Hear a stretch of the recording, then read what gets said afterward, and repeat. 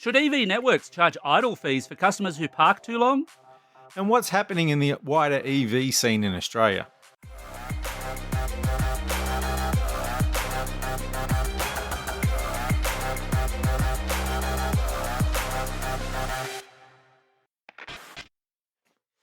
Hi there. Welcome back to Vertical Hold Behind the Tech News, the award-winning tech podcast where we catch up with Australia's leading tech journalists and commentators to dive into the big tech stories of the week. I'm Alex Kidman, joined as always by Adam Turner. Hey Adam, Google's latest AI trick, for now only for US customers, is a virtual body sizing feature that'll show you what a piece of clothing looks like on different sized models. Ooh. Now, you're a man who's quite proudly, and you should be proud of this, dropped a few shirt sizes in recent years. Would you be keen to trust an AI to choose your next pair of pants? I'm not sure I can handle the brutal honesty of asking AI if this makes my ass look big. I think I'd just rather let my family lie to me as nature intended. A wise planner, I think.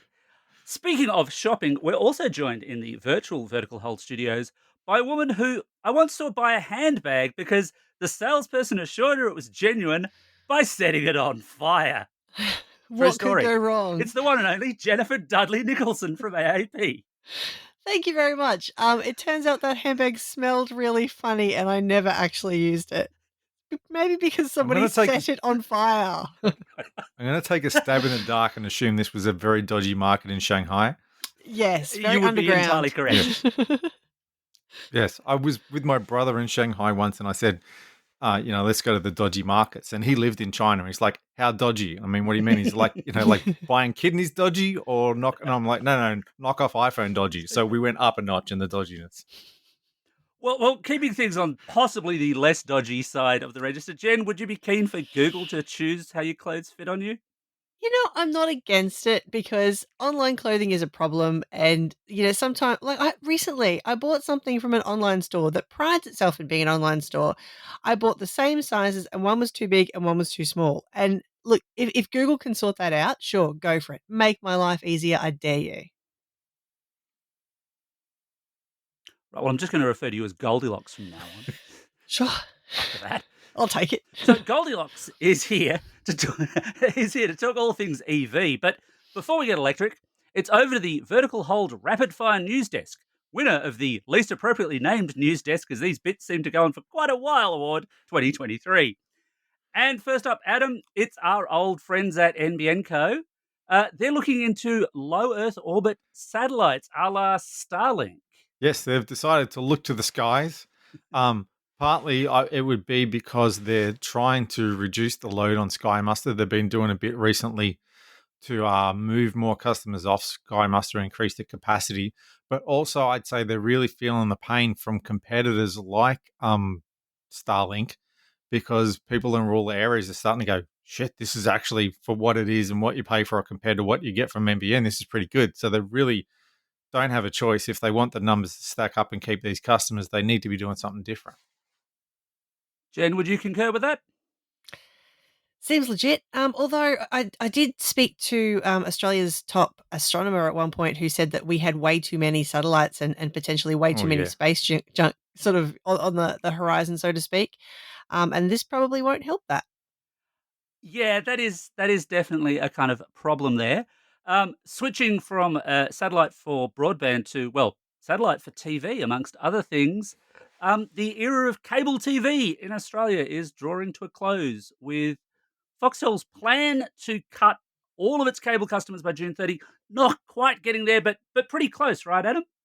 Yeah, well, this has been on the cards for a few years because what happened is that NBN bought the HFC cable network from, well, they bought Telstra's one and Optus's one, and Optus one was crap. And we told them that, but they wouldn't listen, and then they scrapped it. But they've kept the Telstra one, and I'm still connected to it, and Alex, you're still connected to it, but it's now NBN's network, which means Foxtel can't really use it anymore. So they had an agreement that kept it going for a few years, but there's been this plan that eventually Foxtel will get all its customers off the cable. So they've been really keen to put new people on the internet because the IQ5, I think, is your choice of, I want to say, satellite and internet off the top of my head. I don't know if there are any immediate plans to move everybody off satellite and get everybody onto internet because, as we know, Australia's internet's not good enough. There'd be some people who'd still have to rely on satellite. But it's still not a physical tethered connection. It's still effectively it's wireless Foxtel, basically. Yes, but you've got to pay a couple $100 to get someone to put a satellite dish on your roof and then hope when your solar panels get put on that your panel installers have got enough brains not to put them right next to the Foxtel dish and cast cast a shadow on your solar panels, as I figured out the hard way. Jen, will you be wiping a tear away for Foxtel cable?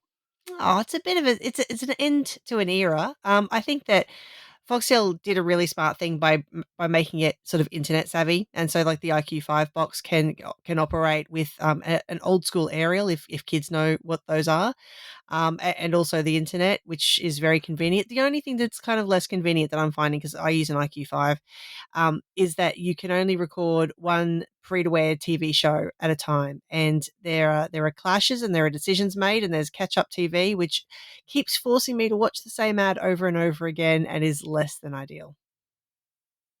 How do you find one thing worth watching on free to air, let alone two?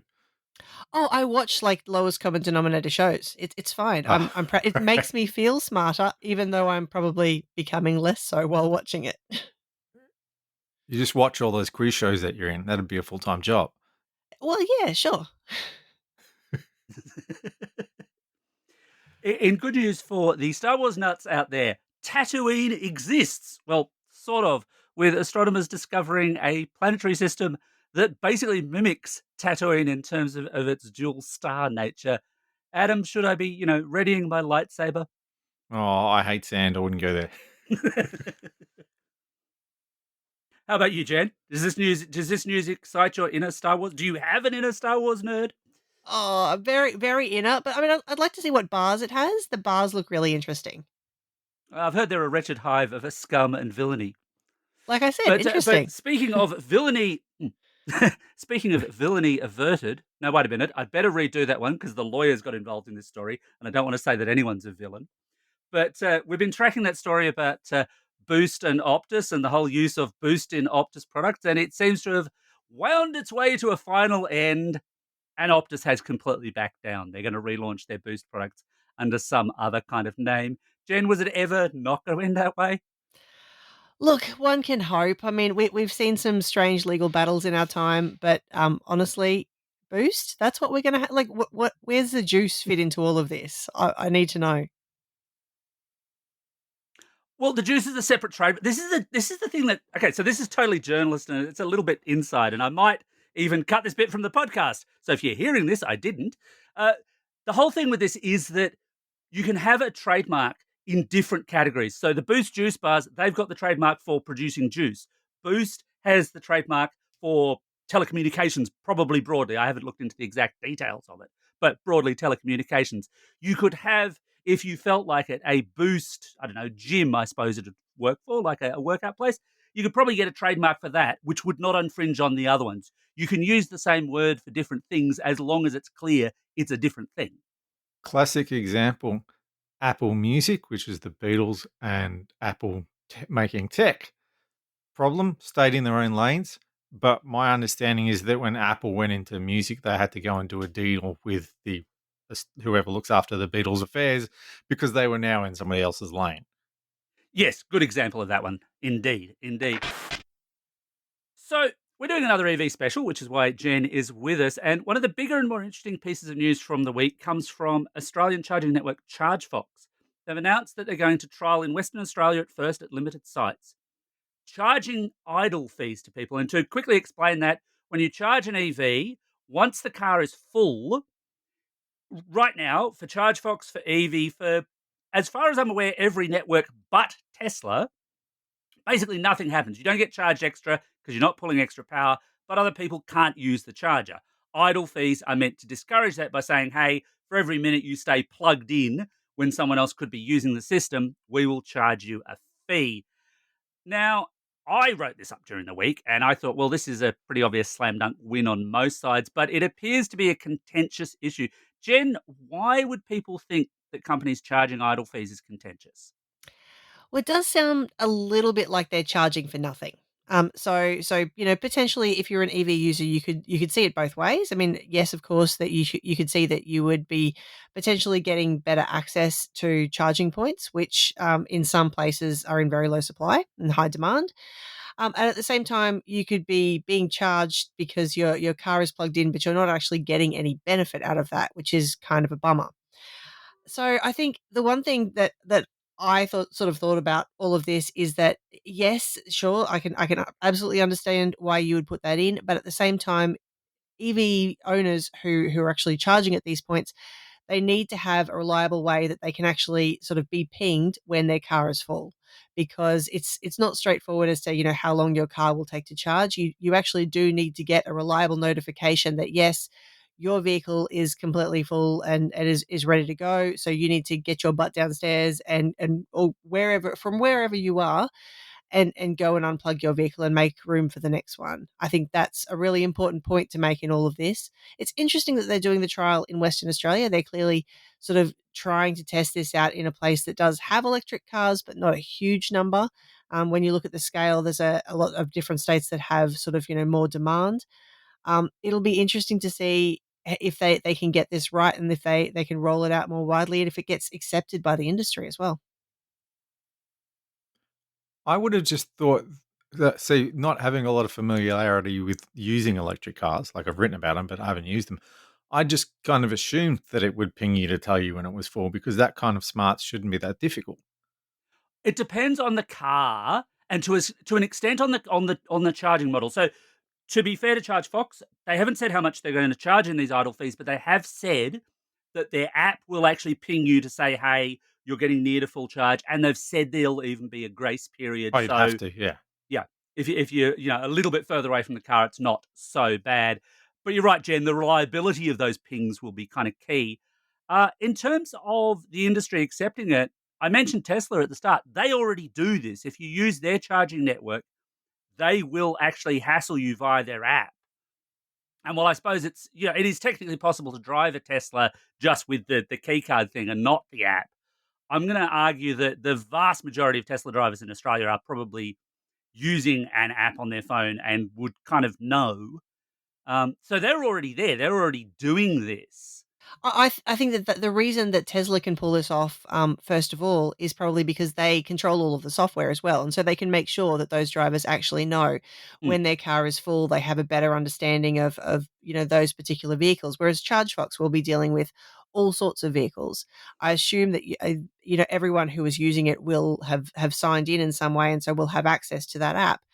But that depends on the phone and depends on the app as to whether you get that notification. So they really need to make sure that that part of it works before they sort of roll that out widely, I suppose. That might be the other reason why they've gone for Western Australia. I wondered if it wasn't also if they knew, hey, we've got these couple of chargers which are always having this problem because they'd certainly be able to see, hey, this battery says it's at 100%, but this person has not yet disconnected. Mhm. So maybe they know, hey, we've got this one charger that's always having this person. And maybe it's just Dave who always parks there who's causing all these problems.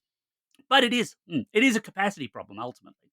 Maybe it's at a couple of places that are key stops on long haul drives. Mm. And so there's a bit of demand. There's no other alternative to go around, and people get out and go for lunch and go to the pub and do whatever while there's a queue of cars waiting to use it. So that to me would make the most sense is when you'd be really cross because you've got no choice. It's not like, oh, I'll just come back tomorrow or I'll go somewhere else.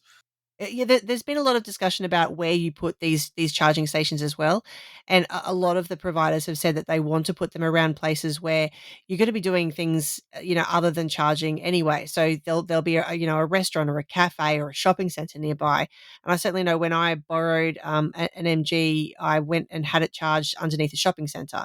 Now I was the only person who was actually charging that day, but I totally get if there was demand for it that I'd maybe I'll be in the middle of a shop. I'd have to send somebody down to unplug it, so that we could finish the grocery shop at the same time as charging the vehicle. I can see why it would be useful in places like that where people could get very distracted and forget that, oh yeah, I'm actually charging a vehicle at the moment.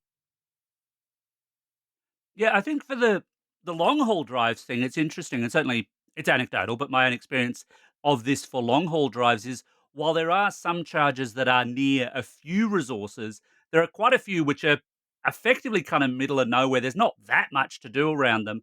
And most people who are charging are tending to be sitting there on their phones or on a tablet or, reading a book or whatever. They're not going that far from their car because what they want to do is get back on the road. I think, Jen, your scenario of suburban shopping is probably Yeah. more where this one might get a little sticky. But I want to get back to this thing about it being a capacity issue, Jen, because I know you've written a lot about the number of chargers we've got in Australia. And this feels to me like it's much more a pressing issue now, where I might come across a charger, find someone's plugged in there, they're just stuck there, nowhere to be seen, car is full, nothing can be done. And there are apps like PlugShare that you can check in and social setups that you can try and use, and some people do, but some people, as we know, some drivers are jerks, EV or non-EV alike. I think it's probably the same drivers. But is this something where you figure these fees are going to be less vital over time just as we get more charges in more places? Because, hey, if someone's being a jerk at that one, you just move across to the next one? Yeah, potentially. But I mean, like Adam mentioned, there are some that are in incredible high demand and are really on those. There's especially on the routes between sort of, Brisbane, Sydney, and Melbourne during the holiday seasons. Hmm. Those are in really high demand. That's when you got to get people off. When you're, in future, when you're in a suburban shopping centre, potentially there's going to be a lot of vehicle charges. And that's what we've seen in, places like England where, they have a lot of these facilities. And so it becomes less urgent. But right now, I can see why there's a use for them. I just can't see how anybody would think this would be okay. Because think of the equivalent driving into a petrol station, filling up, and then just going, "Oh, I'm going over the shops. I've got to get a couple of things," and leaving your car parked at the Bowser. I've seen that happen once, I think, and I saw how much abuse that person copped. So I don't see why people think that doing the same thing in an EV charging station is okay.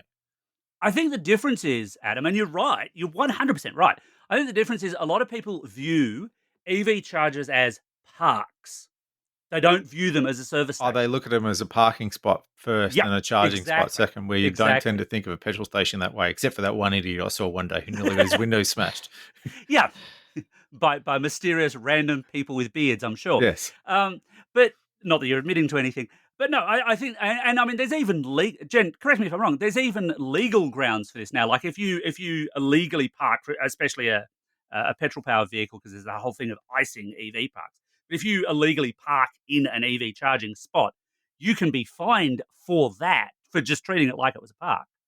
You can, and the fines are intense. And so, depending on where you do it, like the fines can be several $1,000s. I think the ACT was the highest one, and I read about that was it's over 3 grand.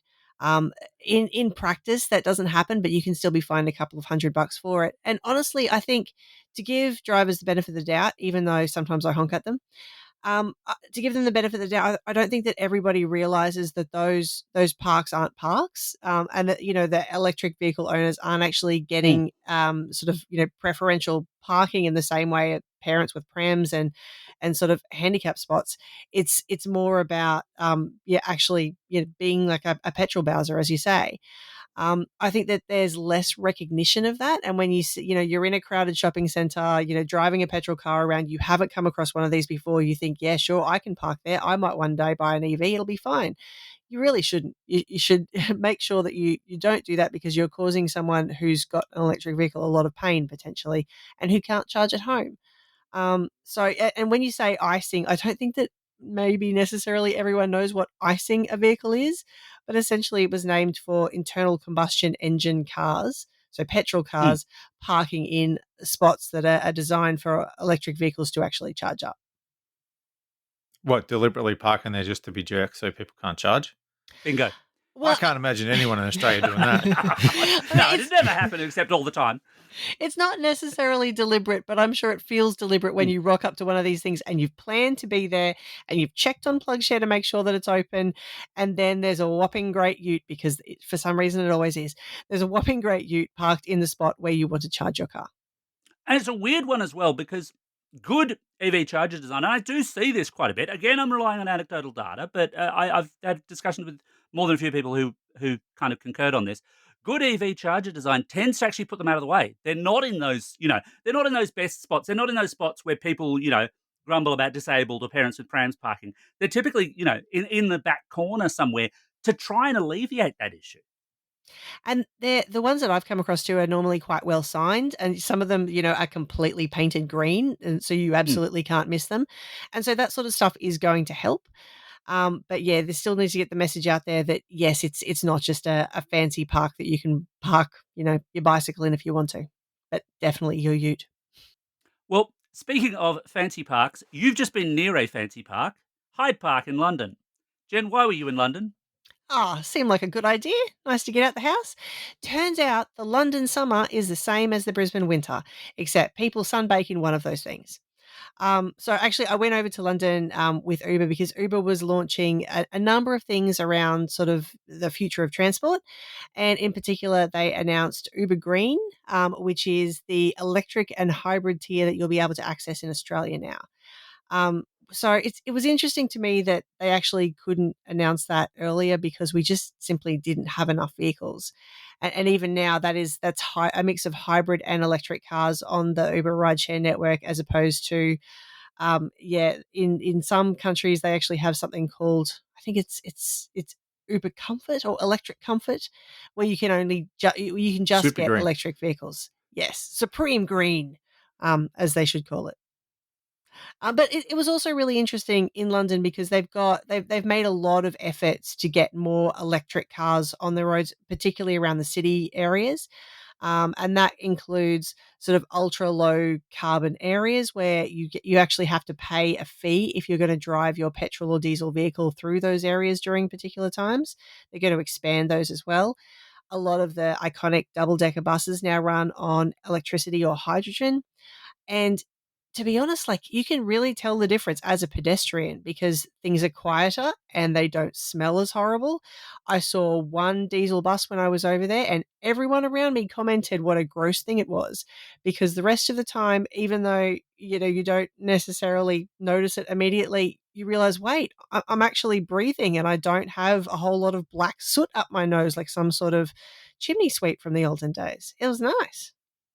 And that's because the UK, and correct me if I'm wrong, the UK is no longer going to allow sales of new um, internal combustion engine vehicles from 2030, I think it is. So the That's clock is right. ticking. Yes, and it has been, it has been quite controversial. I think there's a lot of people saying, we're not going to make it potentially. This was something that good old Boris announced back in 2020, so they've had a few years to kind of get used to the idea. I've got to say that I saw a lot more electric vehicle models over there that we don't have yet. I did on the way out of London. I managed to get a ride in a VW ID3, which we don't have here, for example, and it's on the smaller side, which is nice to see in electric cars.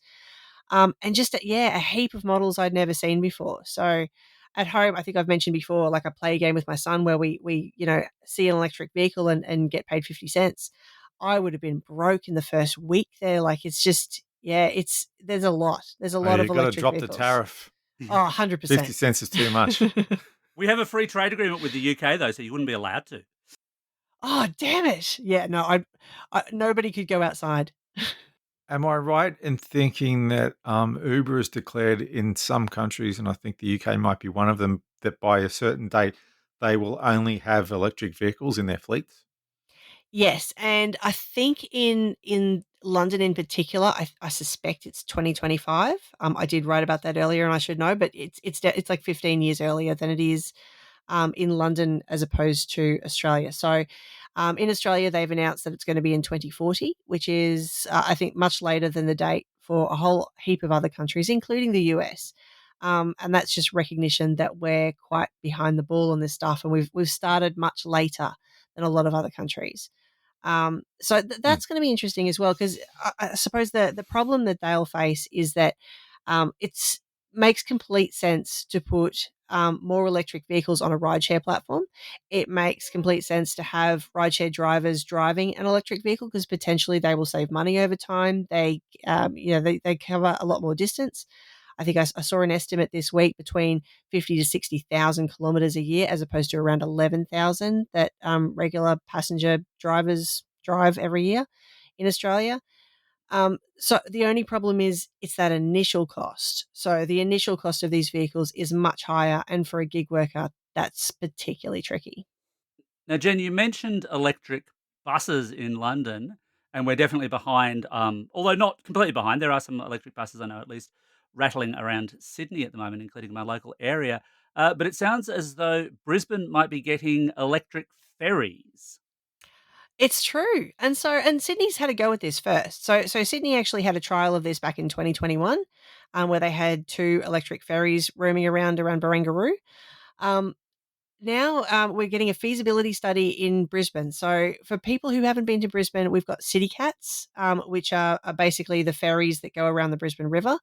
And then they brought out smaller versions, which are kitty cats. And apparently these are going to be EV cats, which I think is a huge missed opportunity when they could have called them electric cats. And I think that would have been a fantastic band and also a fantastic way to travel. But essentially, yeah, so the Brisbane City Council have announced that they're doing a $435,000 feasibility study into these things. They've already got a design in mind. They're going to have solar panels, which I assume won't entirely recharge them. I think that might be a big pull, No, you wouldn't think so.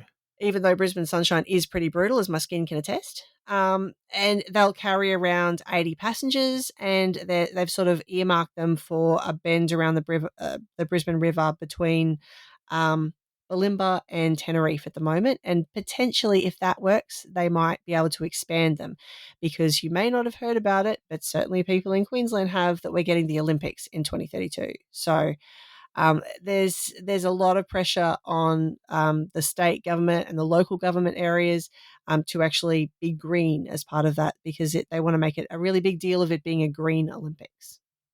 So this is maybe time to be a heretic and ask the question about hydrogen, because often hydrogen is mentioned when you get to talk about heavy duty vehicles like trucks and ferries. I know that you tend to concentrate more on EVs, but have you looked at much at what's happening with hydrogen and transport in Australia? Hydrogen was billed as a big thing early on, particularly for long distances and heavy vehicles, as you say. I think that it's being talked about less so these days, particularly in relation to ferries. I think it's being talked about more in relation to sort of, big trucks being used to cover really long distances. We haven't seen, Tesla's, electric trucks out here, for example, yet. And so in those areas where there's a bit of discussion about it, and also with those vehicles that really need to be fueled up on a regular basis, and even if you put in electric vehicles or electric vessels, as the case may be, you will need to recharge them somewhere. So it does have an infrastructure cost. And so in those cases, I think people can rightly question whether, hydrogen is a better way to go when you've got that infrastructure cost. But they also, can be fueled up a lot quicker. And so there hasn't been as much talk about hydrogen ferries. And I know, for example, in Tasmania, I thought this was really interesting. I had no idea about this. They are actually creating a huge electric ferry to go between 2 countries in South America, and taking out all of the sort of the diesel engine and putting in batteries isn't actually going to weigh anymore, because they're also going to make the ferry out of aluminium, um, to sort of to save on weight. So in that case, hydrogen didn't get a look in, and it feels like it's losing the race a little bit at the moment. But I guess we'll just wait and see, because a lot of this stuff is still under development. Hmm. Yeah, I mean, in that heavy vehicle space as well, and I got in trouble. I got some grumbles the last time we talked EVs for not mentioning this. Uh, there's an Australian company doing swappable truck batteries. And this is the other way you get around that refueling problem. Instead of saying your truck has to sit there for a few hours to recharge, you line up to a thing and cha-chunk, it swaps one flat battery for a charged one, and you're on your way again, presumably while the trailers on the back are also being affixed, because your truck's not really going anywhere while that's happening anyway. That is another solution to that problem. I think we'll probably see a bit of a mix. Jen, I think the last time I chatted to you was just after the media debut of the Fully Charged show, when the MG4 had just been announced but not yet priced. We're now kind of in the same situation, waiting on what's meant to be the next low-cost EV, the BYD Dolphin. Do you have high hopes for it to be the new low-cost champion? I do have high hopes. Like I've got an invitation to the launch. They're still being very tight-lipped about, where that price will lie, but they have said that it's going to be the most affordable, and to me that says cheapest. And so, potentially, I would really like to see an electric vehicle come to Australia with a three in front of it. I don't know if we're going to make it because certainly the New Zealand prices seem to indicate that we're going to still stay above that 40,000 and something price. But I live in hope. And this is one that's kind of one of the cheaper models that's been available overseas. We haven't seen the truly cheap models, comparatively speaking, that some Chinese places have actually been able to access. I I live in hope. I live in hope that we'll see a three in front of one of these things very soon. Yeah, it'll be interesting to see. And BYD, I mean, they're certainly not immune to stunts because they're doing one at the moment around the Atto 3 and the Victorian EV rebate. Adam, this hits kind of close to your home. Jen, what's going on in Victoria with EV rebates? Why is BYD suddenly very keen to sell a lot of cars very fast? Yeah, this is quite funny. I give them props for sticking it to the man. So essentially last week we saw a surprise come out of the Victorian state budget where the Victorian government decided that they would actually remove 1 year early the $3,000 rebate that they were offering on the price of new electric vehicles, which is a really big blow to people in a state where, is the only state where they've got an electric vehicle tax potentially, being, continuing and being charged, a road user tax, as they call it, or road user charge. So, in amongst all of this, essentially, we've got until the end of the month in Victoria to claim one of these $3,000 rebates. And so, BYD has come to the rescue, according to them, and they've said, look, we've got thousands of vehicles that are just really waiting to be purchased. If you can do this before the end of the month, then voila, you will get $3,000 off this vehicle. Or you could just move to Queensland and get more off your vehicle if you really wanted to, but maybe people aren't keen to do that. Winter is the good time to do it. If you have to move up to Queensland just in order to be able to get a rebate, now is the time, people. You will not have to use your air conditioning quite as much. So my question on this, we know that there's been a supply problem. More people wanting EVs than are coming into the country for some time now.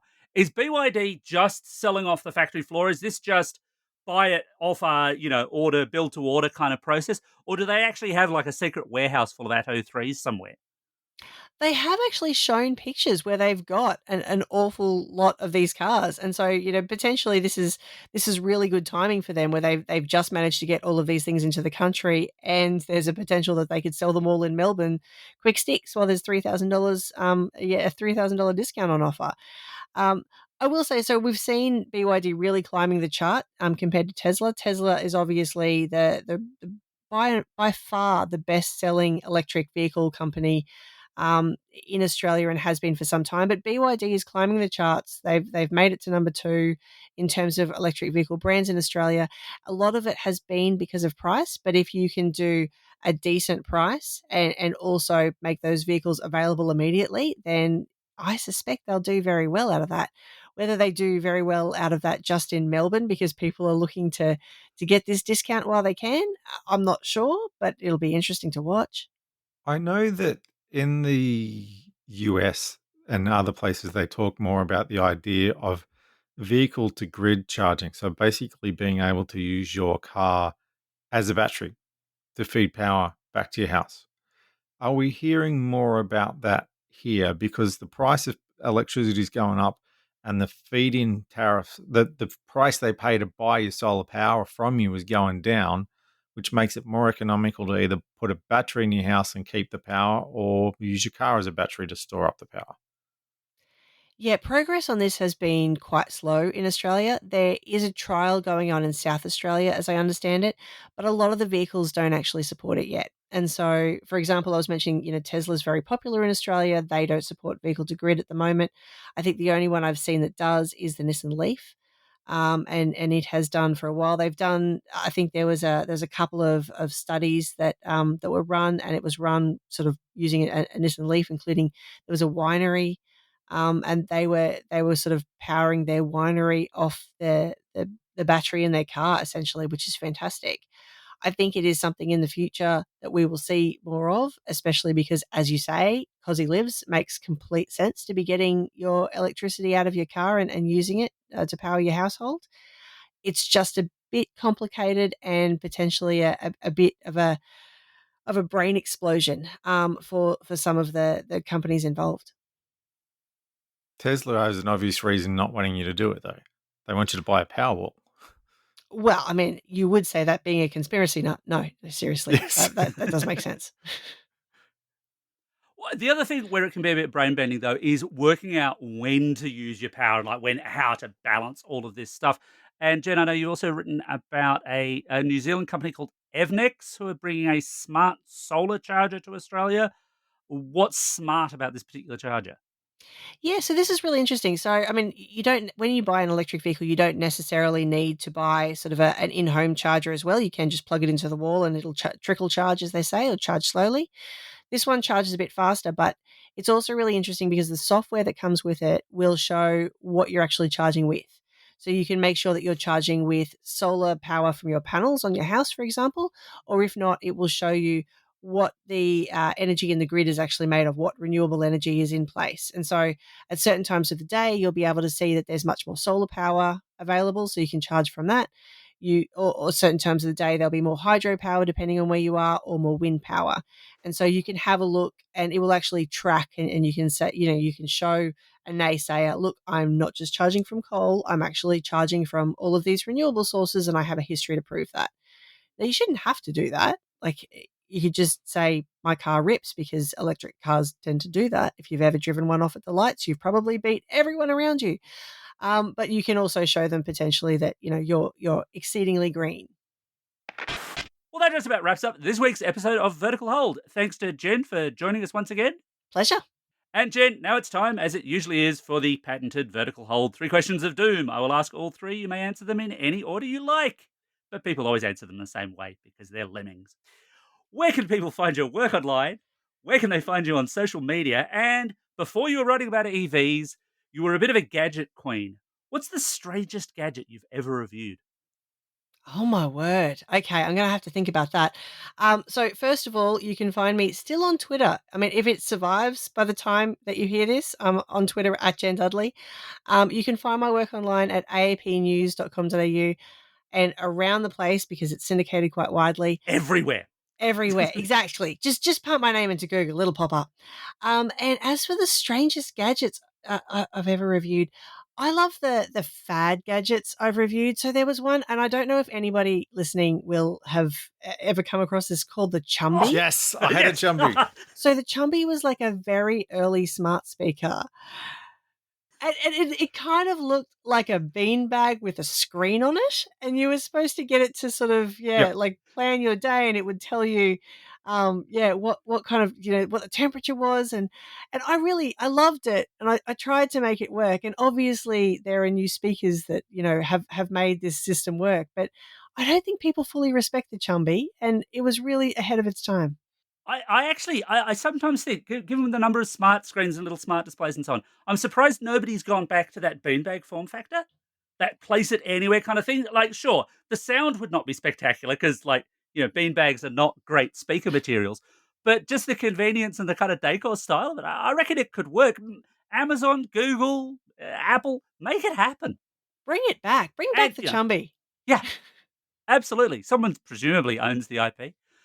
I might go research that. And while I do, you can catch us online at Vertical Hold AU on Twitter, at the Vertical Hold Facebook page, on Instagram, or at verticalhold.com.au. And as always, thanks everyone for dropping by. Don't forget to drop us a line. Let us know what you think about the show, what you think about the adoption of EVs in Australia, and we'll catch you next week.